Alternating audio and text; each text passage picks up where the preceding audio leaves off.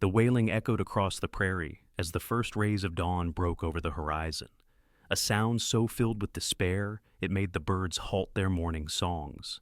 Willow Moore clutched the empty iron pot in her trembling hands, her once vibrant blue eyes now red-rimmed and swollen from crying through the night. The year was 1873, and the harsh Wyoming Territory had taken everything from her husband, then their modest crops, and now the very possibility of feeding her two young children who slept fitfully in the small, weathered cabin behind her. She hadn't noticed the dust cloud on the horizon, growing larger as a lone rider approached her homestead.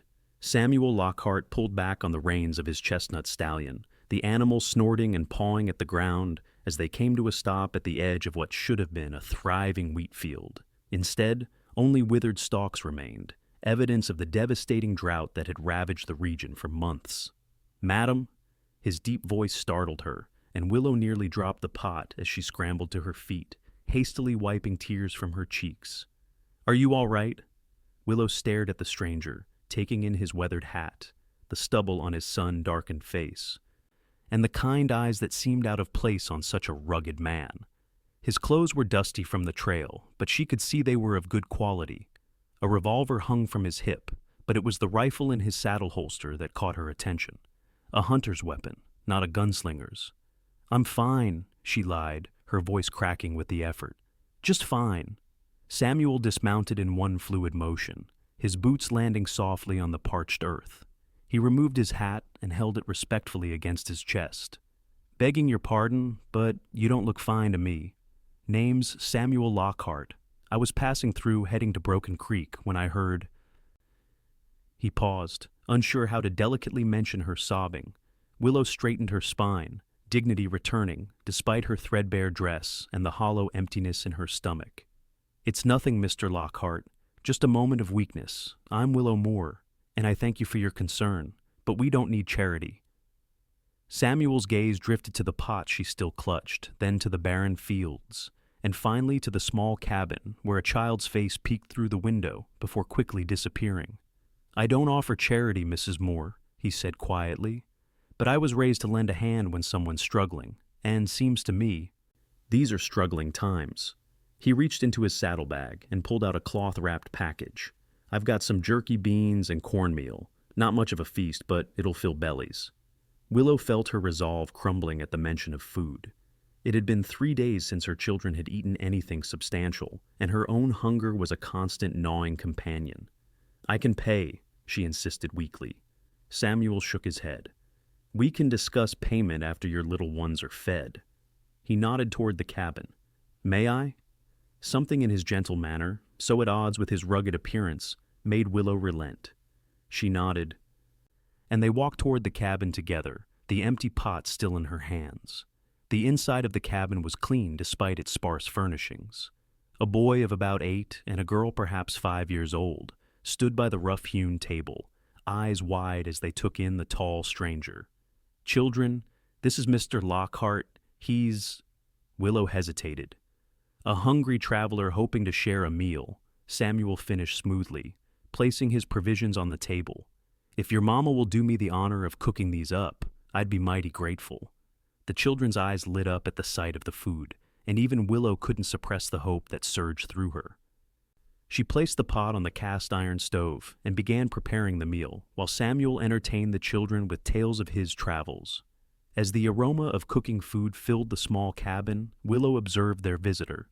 His stories were animated but contained no violence or vulgarity, carefully tailored for young ears. His laughter was genuine when her son Thomas asked about his horse, and his answers to her daughter Emma's endless questions were patient and kind. "How did you come to be alone out here, Mrs. Moore?" Samuel asked when the children were momentarily distracted. Willow stirred the beans slowly. "My husband, Daniel, died last winter. Pneumonia. We came west 3 years ago with dreams of building something lasting." She gestured around the cabin. "This is what's left of those dreams." Samuel nodded thoughtfully. "Dreams don't die easy, Mrs. Moore. Sometimes they just need tending, like crops after a hard season." When the food was ready, they gathered around the table. The children ate with barely contained desperation, though Willow had taught them manners enough to use their spoons instead of their hands. Samuel ate slowly, Willow noticed, taking small portions and insisting the children have seconds. After the meal, when the children had gone outside to look at Samuel's horse under strict instructions not to touch without permission, Willow faced him across the table. "Why did you stop, Mr. Lockhart? Plenty of folks pass by without a second glance." Samuel's weathered hands wrapped around the coffee cup she'd filled for him. "I heard crying. Couldn't ride past that." "Most would." "I'm not most." He met her gaze steadily. "My ma always said the measure of a man isn't what he does when everyone's watching, but what he does when no one is." "And what do you do, Mr. Lockhart, when no one's watching?" A smile touched his lips. "I raise horses, mostly. Got a small ranch about 3 days' ride from here. Was heading to Broken Creek to deliver a mare to the sheriff there." Willow absorbed this information. A rancher. On good days, scout for the army sometimes, hunt, do what needs doing. A silence fell between them, comfortable yet charged with unspoken questions. "Mrs. Moore," Samuel finally said, "I hope you won't take this wrong, but your situation here isn't sustainable. That field needs more than just rain. It needs proper tending, and that's hard work for one person." Willow's back stiffened. "I'm not afraid of hard work, Mr. Lockhart." "Never suggested you were. But there's hard work, and then there's impossible work." He leaned forward. "Let me help. I can stay a few days, get some repairs done on your place, hunt some game to stock your larder." "And what would you want in return?" Suspicion laced her voice. Samuel looked surprised, then understanding dawned. "Nothing like that, madam. My offer comes with no strings. I'd just sleep in your barn and be on my way once I've done what I can." Willow studied him, searching for deceit and finding none. The prospect of help was tempting. The roof leaked, the chicken coop needed rebuilding, and the well was starting to run dry. Tasks she couldn't manage alone with 2 young children to care for. 2 days, she conceded finally. "You can stay 2 days." Samuel's smile was like sunrise breaking over the mountains. "Yes, madam, you won't regret it." Those 2 days stretched into 3, then a week. Samuel Lockhart was a man of his word, and then some. He repaired the roof, reinforced the walls of the cabin, dug the well deeper to reach fresh water, and built a new chicken coop that would keep out the foxes that had decimated her small flock. Each morning, he rode out at dawn and returned with game rabbits, a young deer, prairie chickens that Willow prepared and preserved as best she could. In the evenings, after the children were asleep, they would sit on the porch and talk. Willow learned that Samuel had fought briefly in the war between the states, returning home to find his parents dead from fever, and their small Kentucky farm sold for taxes. He'd headed west, working cattle drives, and as a scout before saving enough to buy his small ranch. "Why didn't you marry?" she asked him on the 5th night, surprising herself with her boldness. Samuel looked out at the starlit prairie. "Never found the right woman in the right circumstances, I suppose." Came close once. A shadow passed over his face. "She died. Cholera." "I'm sorry," Willow said softly.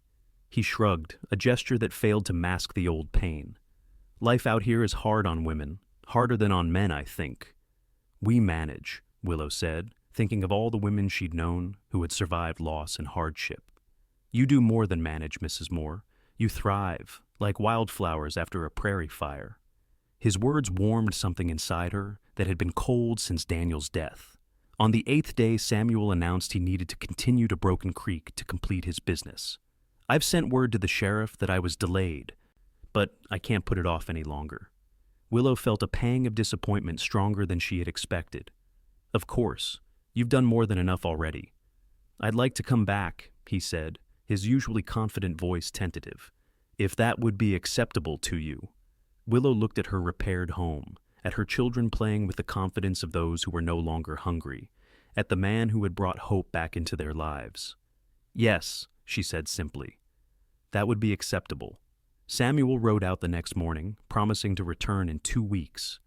The children waved until he was a speck on the horizon, then turned to Willow with questions in their eyes. "Is Mr. Sam coming back to stay, Mama?" Emma asked, her small hand in Willow's. "He's coming back to visit," Willow corrected gently.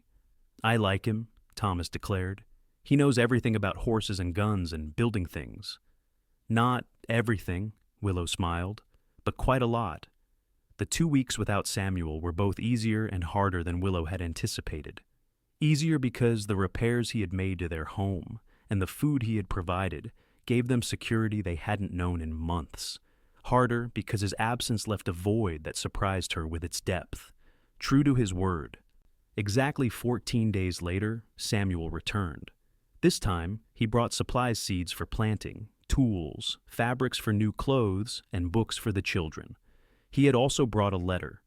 The sheriff in Broken Creek mentioned the schoolteacher there is looking for help, Samuel explained as Willow read the letter.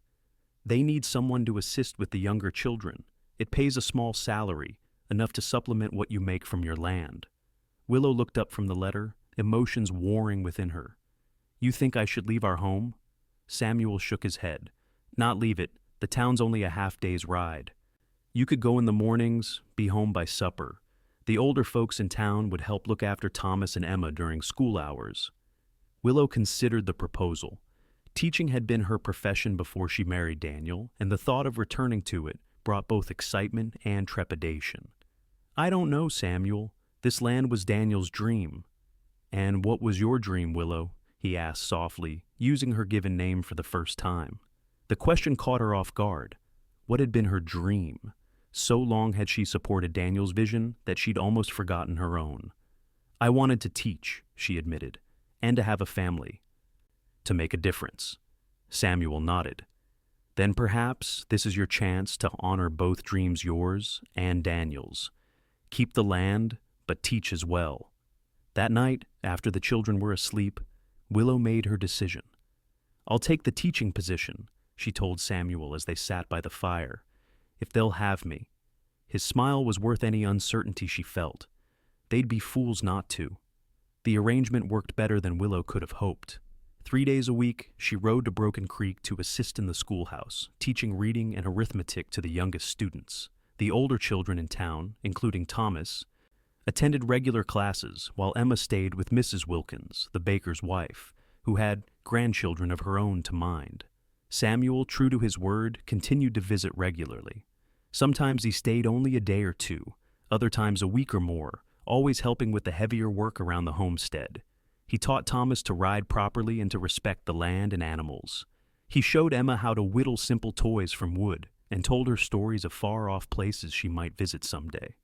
And he courted Willow with a patience and gentleness that slowly melted the ice around her heart. It began with small gestures, wildflowers picked from the prairie and placed in a jar on her table, a handkerchief embroidered with her initials that he'd commissioned from a woman in town, a lock for her door that he'd forged himself. Their first kiss happened on a warm summer evening, nearly 6 months after their first meeting. The children were asleep, and they sat on the porch swing he had built, watching fireflies dance across the tall grass. You've brought life back to this place, Samuel said, his voice low in the gathering darkness. To these children, to me. Willow turned to him, surprised. To you? He nodded, his eyes serious in the lantern light. I was just existing before, Willow, moving from day to day, doing what needed doing, but not really living. Not until I heard you crying that morning. His hand found hers, rough calluses against her softer skin. I know it might be too soon. I know you loved your husband, and I respect that. But I need you to know that I've come to care for you. Deeply. Willow's heart raced. Part of her wanted to pull away, to protect herself from the possibility of more loss. But a stronger part, a braver part, leaned toward him. It's not too soon, she whispered. Life out here is too uncertain, too precious to waste on waiting for the right moment. When his lips met hers, gentle and questioning, Willow felt something bloom inside her hope, stronger and more vibrant than before. This wasn't betraying Daniel, it was honoring life itself. As summer turned to fall, Samuel's visits became more regular. He began bringing materials to build an addition to the cabin, a proper bedroom for the children, he explained, so they wouldn't have to sleep in the common area. The implication was clear to Willow, though neither spoke it aloud. He was preparing a place for himself in their lives. In October, disaster struck. A band of rustlers raided nearby ranches, and Samuel, along with other local men, joined the sheriff's posse to track them down. What should have been a few days' absence stretched into 2 weeks with no word. Willow tried not to worry, focusing on her teaching and the children, but fear gnawed at her. Had she lost another man she loved to the unforgiving frontier? On the 17th day, as Willow was returning from town, she saw a rider approaching her homestead. Even at a distance, she recognized Samuel's posture in the saddle, though he rode slower than usual. Relief flooded through her, followed quickly by concern as she noticed how he favored his left side. She urged her horse forward, reaching the cabin just as Samuel dismounted stiffly. His face was bruised, a half-healed cut above his eyebrow, but his smile when he saw her was unchanged. "Samuel!" she cried, running to him. "What happened?" He caught her in his arms, wincing slightly but holding her tight. "Caught up to those rustlers near the Montana border. They didn't surrender peacefully." Willow drew back to examine him more thoroughly. "You're hurt." "Nothing serious. Took a bullet to the ribs, but it just grazed me. Doc Jenkins in Broken Creek patched me up before I headed out here. You should be resting, not riding across the territory," Willow scolded, though her hands gentle as they guided him toward the cabin. "Couldn't rest until I saw you," he admitted. "Needed to make sure you and the children were safe." Inside, after the excited greetings from Thomas and Emma had subsided and the children were occupied with the small wooden toys Samuel had brought them, Willow insisted on checking his wound herself. "Doc did a good job," she conceded, rebinding the injury with clean bandages. "But you'll stay here until it's properly healed." No arguments. Samuel caught her hand as she worked. "I was planning to ask if I could stay regardless." Their eyes met, an unspoken current passing between them. That night, after the children were asleep, Samuel took Willow's hand and led her outside beneath the vast canopy of stars. The air was crisp, autumn's chill settling over the prairie, but neither felt the cold. "Willow," Samuel began, his voice steady despite the nervous way he shifted his weight. "These past months have been the happiest of my life. I never expected to find a family when I rode across your land that morning, but that's what you and the children have become to me." He reached into his pocket and withdrew a small object that glinted in the moonlight. A ring, simple but beautiful, a small diamond set in silver. "It was my mother's," he explained. "The only thing I kept when I left Kentucky. I've carried it all these years, waiting for the right woman to give it to." Kneeling before her, wincing slightly from his injury but determined, Samuel looked up at Willow with eyes full of promise. "Willow Moore, would you do me the honor of becoming my wife? Let me be a father to your children, a partner to you. For all the days we're given." Tears filled Willow's eyes, but they were tears of joy, not the desperate sorrow that had brought them together. "Yes," she whispered, then louder. "Yes, Samuel Lockhart, I will marry you." The ring slid onto her finger, a perfect fit, as if it had been made for her all along.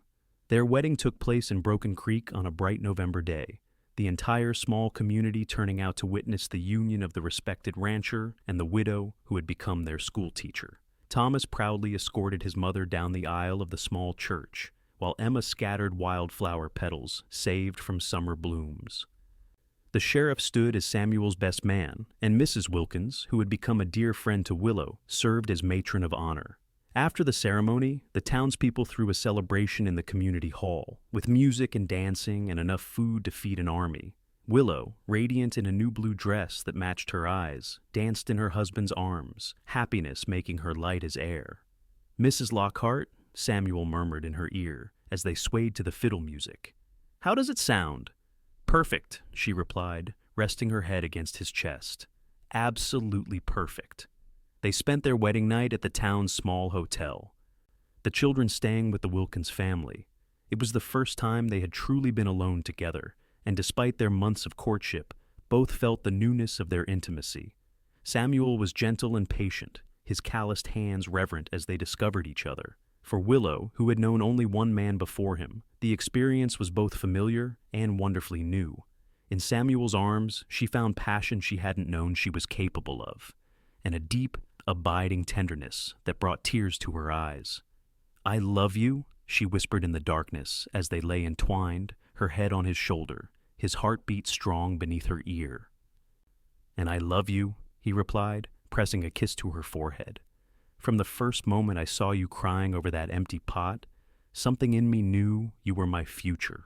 The next day they collected the children and made the journey not to Willow's homestead, but to Samuel's ranch. He had arranged for neighbors to care for her property until spring, when they would decide whether to sell it or keep it as additional grazing land.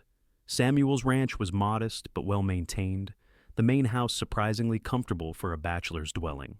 A large barn housed his prized horses, and corrals stretched behind it. Currently holding only a few animals, but built to accommodate many more. "Welcome home," Samuel said, as he lifted Emma from the wagon, then helped Willow down. Thomas ran ahead, eager to explore the barn and the promises Samuel had made about a pony of his own. Emma clung to Willow's hand, slightly overwhelmed by the new surroundings. "It's beautiful," Willow said honestly, taking in the sweeping views of grassland backed by distant mountains. "I can see why you love it here." "It's been lonely," Samuel admitted, "but not anymore." That winter was the happiest of Willow's life. The ranch house became a true home, filled with laughter and love. Samuel proved to be an excellent father, firm but kind, teaching Thomas about ranching and respecting Emma's gentler nature without coddling her. The children flourished under his care, their earlier hardships fading into memory. Willow continued teaching in Broken Creek 3 days a week, riding in with Samuel when he had business in town, or with Thomas once Samuel deemed the boy old enough to escort his mother. On the days she stayed home, she kept house, helped with the ranch accounts, and began planning a large garden for the spring. As Christmas approached, Samuel disappeared into his workshop for hours, emerging with sawdust in his hair, but refusing to reveal what he was making. On Christmas morning, the children received handcrafted gifts: a miniature covered wagon for Emma's dolls and a detailed model of the ranch buildings for Thomas. Willow's gift came last, a beautiful rocking chair with intricate carvings along the arms and back. "For when the baby comes," Samuel said softly, his hand resting on her still flat stomach. Willow's eyes widened. "How did you know? I was going to tell you tonight." Samuel grinned. "You've been sick in the mornings for a week, and you fell asleep at the supper table yesterday. I may be just a rancher, but I know the signs." "Are we getting a baby?" Emma asked, excitement making her bounce on her toes. "Yes, sweetheart," Willow confirmed, laughing as both children erupted in cheers. "Come summer, you'll have a little brother or sister." That night, as they lay in bed, Samuel's hand protectively covering her abdomen, Willow reflected on the remarkable turn her life had taken in less than a year. "I was so lost that morning," she murmured. "So desperate. I thought my life was over." "And I was just passing through," Samuel replied, "never intending to stop until I heard you crying." "Do you believe in fate, Samuel?" He considered the question seriously. "I believe God puts people in our paths for a reason. Whether we recognize that reason and act on it, that's where our own choices come in. I'm glad you chose to stop that day." "Best decision I ever made," he said, drawing her closer. "That empty pot led me to the fullest life I could imagine." Spring came early that year, the snow melting to reveal tender green shoots pushing through the soil. Willow's garden took shape, the children helping to plant vegetables and flowers. Samuel expanded the corrals and purchased more horses, his breeding program gaining recognition throughout the territory. As Willow's pregnancy progressed, her teaching duties became more challenging, but she was determined to finish the school year. The townspeople rallied around her, with Mrs. Wilkins often accompanying her to provide assistance with the younger, more rambunctious students. In late May, just as the wildflowers reached their peak, Willow went into labor.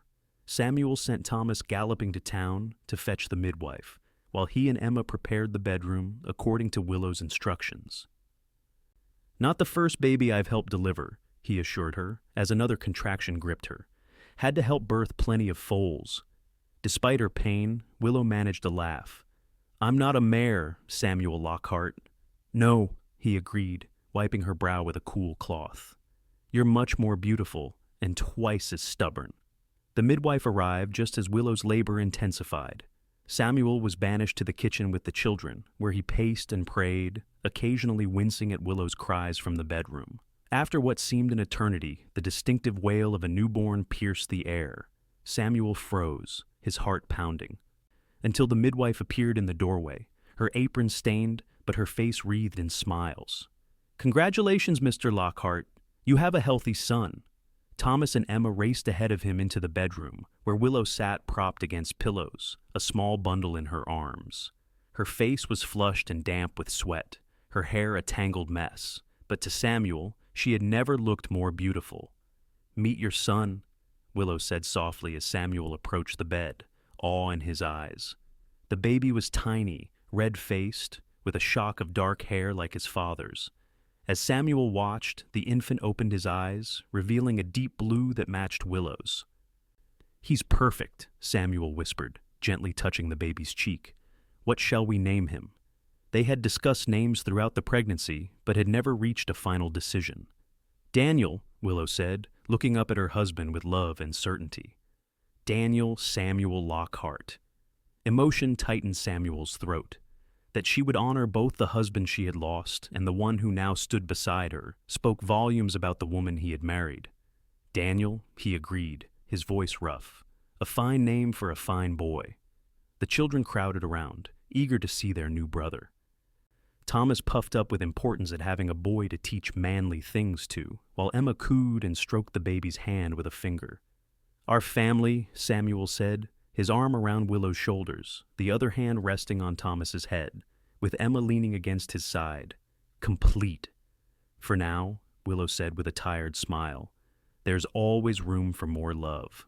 Baby Daniel thrived through the summer and into fall, growing from a tiny, helpless infant into a robust, laughing baby who delighted in his siblings' antics and his father's deep voice. Willow took a year away from teaching to care for him, though she continued to tutor a few students who rode out to the ranch for lessons. As Daniel's first Christmas approached, Samuel's horse breeding business flourished. His reputation for quality stock spread, bringing buyers from as far away as California and Texas. The additional income allowed them to hire help for the ranch, a young couple named the Hendersons, who lived in the old bunkhouse and proved invaluable during the busy seasons. One evening in early December, as snow fell gently outside, the family gathered in the cozy parlor. Emma, now 7, practiced her reading aloud from a new book Samuel had brought from his latest trip to Cheyenne. Thomas, 10, and increasingly like his stepfather in mannerisms, whittled carefully under Samuel's supervision. Baby Daniel, nearly 6 months old, dozed in Willow's arms as she rocked in the chair Samuel had made her. "I have news," Samuel announced when Emma finished her chapter. "The Army's looking for good breeding stock to improve their cavalry mounts.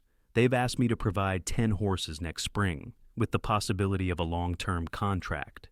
"Samuel, that's wonderful," Willow exclaimed, careful not to disturb the sleeping baby. "That kind of security would mean so much for our future." "There's more," he continued. "I've been thinking about expanding. The Henderson property adjacent to our south pasture is going up for sale. Old man Henderson is moving to Oregon to live with his daughter." "Can we afford it?" Willow asked practically. Samuel nodded. "With the Army contract, yes. It would nearly double our grazing land and includes water rights to Jenkins Creek." "Then I think it's a fine idea," Willow said warmly. "This land is our children's future." Later that night, after the children were asleep, Samuel and Willow stood on the porch, wrapped in a quilt against the cold, watching the snow transform their world into a glistening wonderland. "Do you ever think about that morning?" Samuel asked, his breath forming clouds in the frigid air. "When I found you crying over that empty pot?" Willow leaned into his warmth. "Sometimes. It seems like another lifetime now. I remember thinking you were the bravest woman I'd ever seen," Samuel said, his arms tightening around her. "Standing there, alone, facing impossible odds, but still fighting." "I wasn't brave," Willow contradicted. "I was terrified, at the end of my rope. That's what makes it bravery, Willow. Being afraid, but going on anyway." She turned in his arms to face him, reaching up to trace the lines that years of sun and weather had etched around his eyes. "We've come so far from that day." "And we have so far yet to go," he replied, lowering his mouth to hers in a kiss that, despite their years together, still sent warmth coursing through her. As winter gave way to spring and spring to summer, the Lockhart Ranch grew and prospered. The Army contract was finalized, bringing not only financial security, but also recognition. Samuel's breeding program became known throughout the Western Territories for producing horses with both strength and intelligence, ideal for the harsh conditions of frontier life.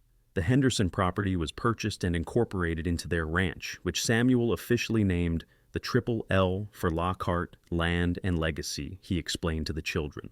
New corrals were built, the barn expanded, and by summer's end, 3 new hands had been hired to help manage the growing operation.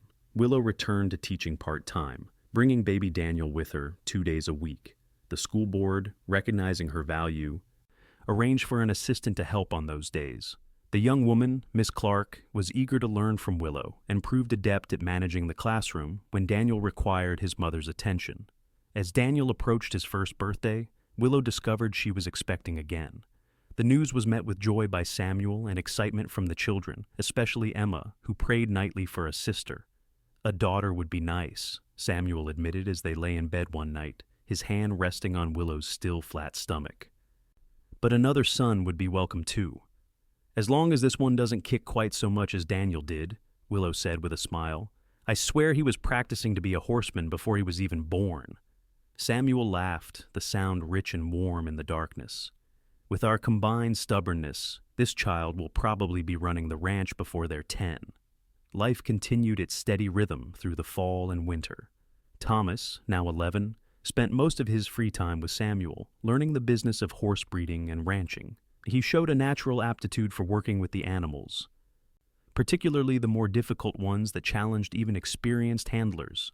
Emma, developing into a thoughtful, artistic child, divided her time between helping Willow with Daniel and creating intricate drawings of the horses and landscape around them.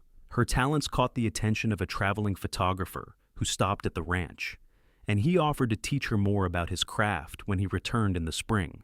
Daniel, growing from infant to toddler, was a sunny, active child who charmed everyone he met. He took his first steps just before Christmas, lurching across the parlor floor from Willow's arms to Samuel's, with a look of determination that made both parents laugh in recognition. "That's your expression," Willow told Samuel as Daniel, having reached his father, immediately turned and wobbled back toward her. "With your persistence," Samuel countered, watching proudly as their son completed the return journey without falling. Christmas that year was a festive affair, with the Hendersons and the ranch hands joining the family for dinner in the expanded dining room. Mrs. Henderson and Willow had spent days preparing the feast with Emma's earnest assistance. The table groaned under the weight of roast beef, potatoes, fresh bread, and pies made from preserves put up during the summer.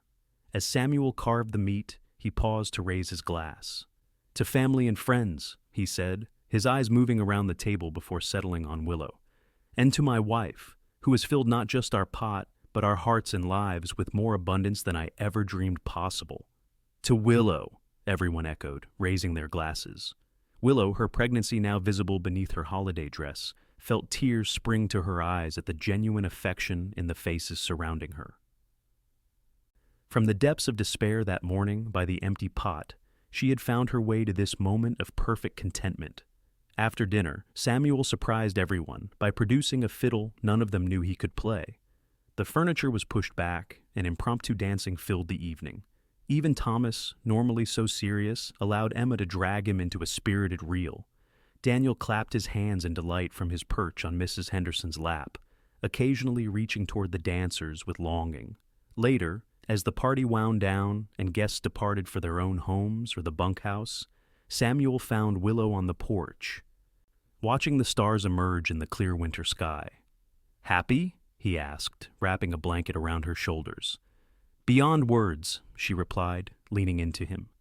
"Sometimes I wonder if I'm dreaming, if I'll wake up back in that cabin with an empty pot and hungry children." Samuel's arms tightened around her. "No dream, my love. Just life as it should be, hard-earned and genuine."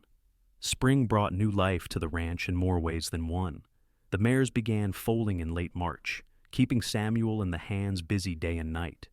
The garden willow had expanded each year, burst into production earlier than usual thanks to a mild winter. And in April, just as the first wildflowers carpeted the prairie, Willow gave birth to twins, a boy and a girl.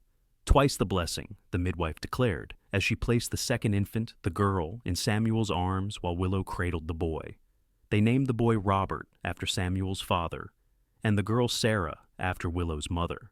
Both babies were smaller than Daniel had been, but healthy and strong-lunged, filling the ranch house with their cries. 4 children, Samuel marveled as he and Willow watched the twins sleeping in the cradle he had built for them. If anyone had told me 3 years ago that I'd be the father of 4, I'd have laughed them off my property. If anyone had told me I'd be the mother of 4 and mistress of a prosperous ranch, I'd have cried harder over that empty pot, Willow replied, slipping her hand into his. The summer that followed was one of adjustment and joy. The twins proved to be as different in temperament as they were similar in appearance. Robert was placid and watchful, content to observe the world from the safety of familiar arms. Sarah was alert and demanding, making her needs known with impressive volume for such a tiny person.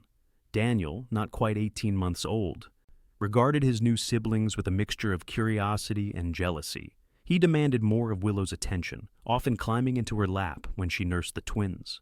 Recognizing his confusion, Samuel made a special effort to include Daniel in age-appropriate ranch activities, building a special seat on his saddle so the toddler could ride with him during his morning inspections of the property. Thomas and Emma adjusted to their expanded family duties with maturity that made Willow proud. Thomas took over more responsibilities with the horses, proving himself capable enough that Samuel began including him in business discussions. Emma became Daniel's primary playmate and helper, reading him stories and teaching him new words with endless patience. As summer turned to fall and the twins grew from newborns to infants with distinct personalities, Willow found moments to resume her teaching. Miss Clark had managed admirably during her absence, but the children of Broken Creek missed Mrs. Lockhart's gentle guidance and storytelling abilities. They worked out a new arrangement where Willow taught 3 afternoons a week, bringing the twins with her while Daniel stayed at the ranch with Emma and Mrs. Henderson. The schedule allowed Willow to maintain her professional identity while still prioritizing her family. On a crisp October afternoon, as Willow prepared to leave for town, Samuel presented her with a gift, a new buggy, light enough for her to handle alone, but sturdy enough to safely transport the children. "You didn't have to," she protested, even as she admired the gleaming vehicle. "I wanted to," Samuel replied simply. "You give so much to everyone, Willow. Let me do this for you." That evening, after the children were asleep, Samuel and Willow sat in the parlor, enjoying a rare moment of quiet. A fire crackled in the hearth, keeping the autumn chill at bay, and Willow worked on mending while Samuel reviewed the ranch accounts. "The Army's increased their order for next spring," he commented, looking up from his ledger. "They want 15 horses instead of 10. "Can we manage that?" Willow asked, setting aside her sewing. Samuel nodded. "With the new breeding stock we acquired this summer, yes. It means more work this winter, but also more profit." He closed the ledger and moved to sit beside her on the sofa. "I've been thinking about the future, Willow." "Oh?" She recognized the thoughtful tone that usually preceded a new idea or project. "Thomas is showing real promise with the horses. In a few years, he'll be old enough to take on significant responsibility here. I think we should consider setting aside part of the profits each year for the children's futures." "For education?" Willow asked, immediately thinking of the conversations they had had about sending the children east for schooling when they were older. "That, yes. But also to ensure each of them has the means to build their own lives, whether here on the ranch or elsewhere." Samuel took her hand. "I want them to have choices, Willow, real ones, not the desperate kind that come from need." Willow's mind went back to the morning Samuel had found her, to the lack of choices that had driven her to tears over an empty pot. "Yes," she agreed softly. "I want that for them too." As winter settled over the prairie once more, bringing with it short days and long nights, the Lockhart family found themselves more prosperous and content than ever before. The ranch flourished under Samuel's careful management, the children grew healthy and strong, and Willow's teaching brought her both personal satisfaction and community respect.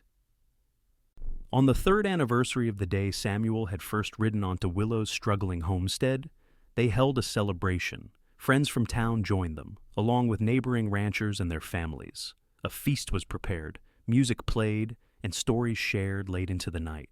As the party wound down, Samuel raised his glass for a toast. 3 years ago today, I heard crying on the prairie and found a woman with an empty pot and a heart full of courage. Today, we celebrate not just the filling of that pot, but the abundance that comes from love, hard work, and faith in the future. Glasses clinked and cheers echoed through the room.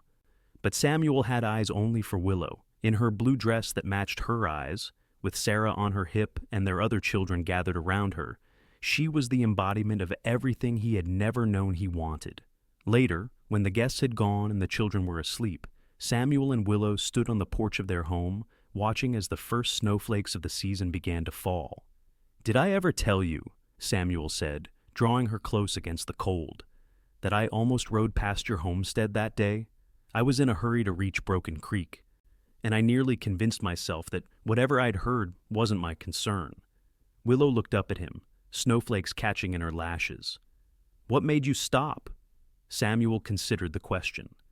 "Something my father told me once.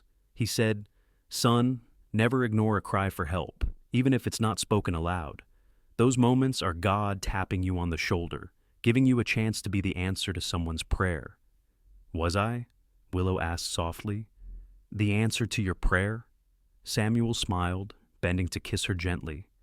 "I didn't even know what to pray for until I found you. But yes, you were the answer to a question my heart had been asking my whole life." As they stood together, wrapped in each other's arms while snow transformed the world around them, Willow reflected on the journey that had brought them to this moment. From an empty pot to a full life, from despair to joy, from solitude to family. It was a path neither of them could have foreseen, but one they had walked together with courage and love. The empty pot that had once symbolized her failure and loss now represented possibility, the space into which abundance could flow when one was brave enough to accept help, to trust, to love again.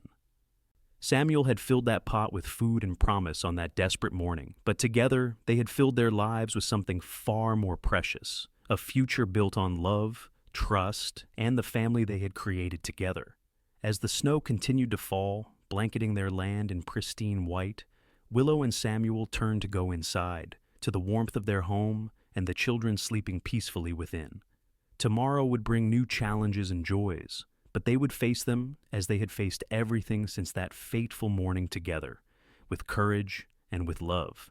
And in the years that followed, whenever Willow thought back to that day by the empty pot, she no longer remembered the despair, but instead the moment when hope returned in the form of a dusty cowboy with kind eyes who stopped because he heard a woman crying and couldn't find it in his heart to ride on by.